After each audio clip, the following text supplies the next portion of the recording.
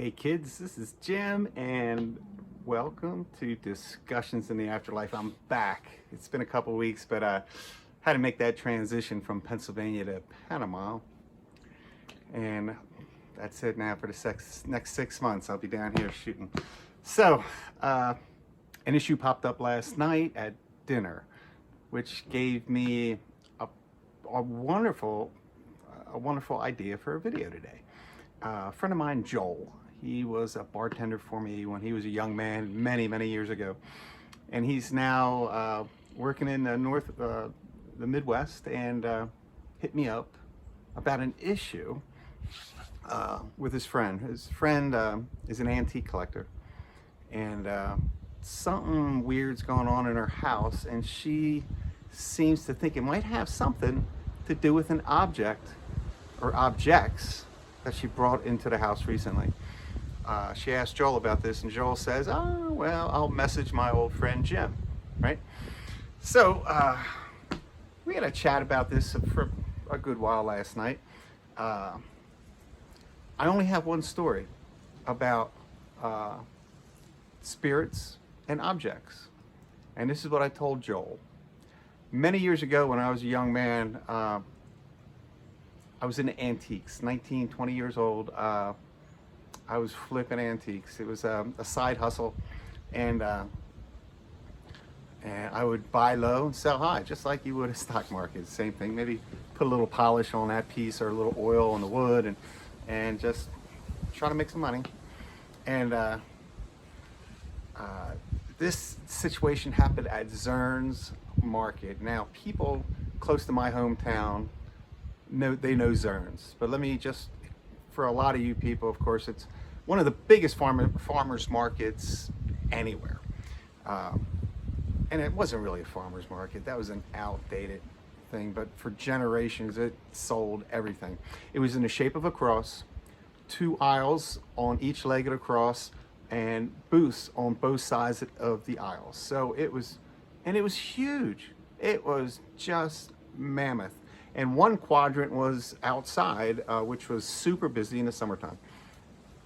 Zern's Market, I mean, you could get a haircut, you could buy lettuce, bacon, old furniture, new furniture, jeans, you could trade old coins, stamps, you could buy rotisserie chickens from those Amish girls with the real long dresses, tobacco products, and I think she sold something else besides, hardware store. I mean, it was never ending. Bakeries. My friend Jerry had a stand just outside the main door that goes out to the outdoor area of Zern's Market, right next to the cheesesteak sandwich place. And Jerry was a pitchman. He's retired now. But if you don't know what a pitchman is, it's kind of like a live commercial, live infomercial. Jerry would get up on a little like stage kind of situation and gather a crowd in front of him, which was easy to do just outside that busy doorway. And he would pitch stuff. He would sell stuff. He was good at it. It was entertaining. He would mix comedy with his poetry, and I remember the Ginsu Knife. I mean, he was slicing and dicing, and he had a good gig. And he had a great location. And he didn't want to lose it. One weekend, or 2 weekends perhaps, he was going to the Ohio State Fair to do his pitch. And he sublet that great little corner spot to me for my antiques.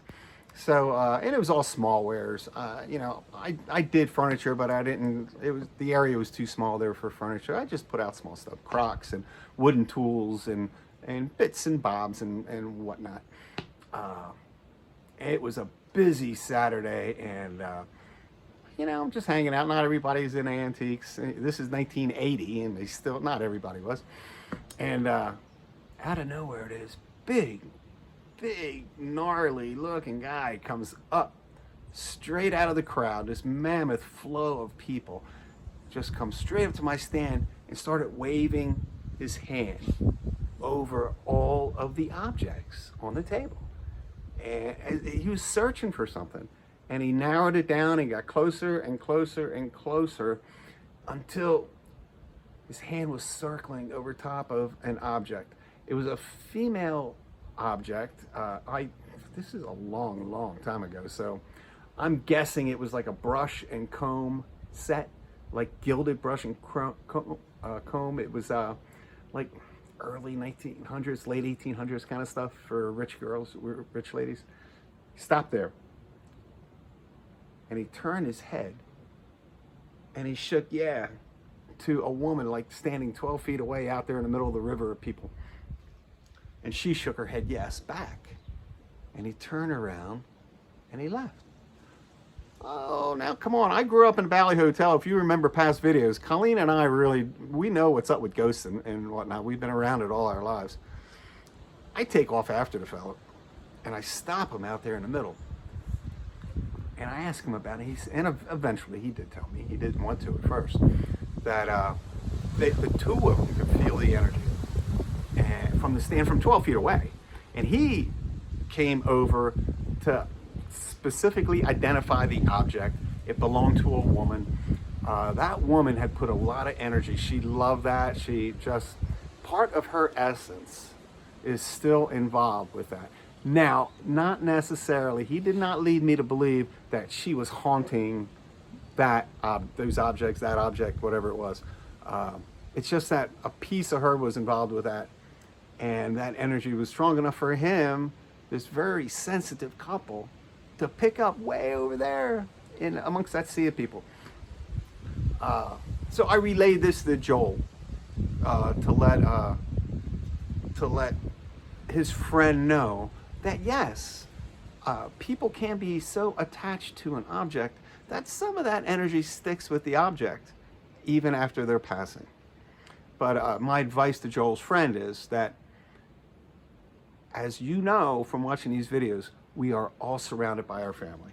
We have all of our people around us, and they're looking out for us. Sure, things might go bump in the night. I mean, that's just like having a noisy neighbor. We can't always control our neighborhood. But our family's there to help us, to keep an eye on things. And sure, if an object comes into your home and it might have a connection to somebody, it's not going to hurt anything. It's not going to hurt anybody. Your family's there to keep an eye on it. So don't worry about it. But the interesting about this is Colleen and I we're gonna do a study. I'll probably do it here in this house, unless it gets noisy. And we're gonna ask, Colleen and I are gonna ask our family about this particular subject, and I'll do a follow-up video. Hey, thanks. Subscribe, please. We need all the help we can get. I appreciate it. Thank you very much, and we'll talk to you soon.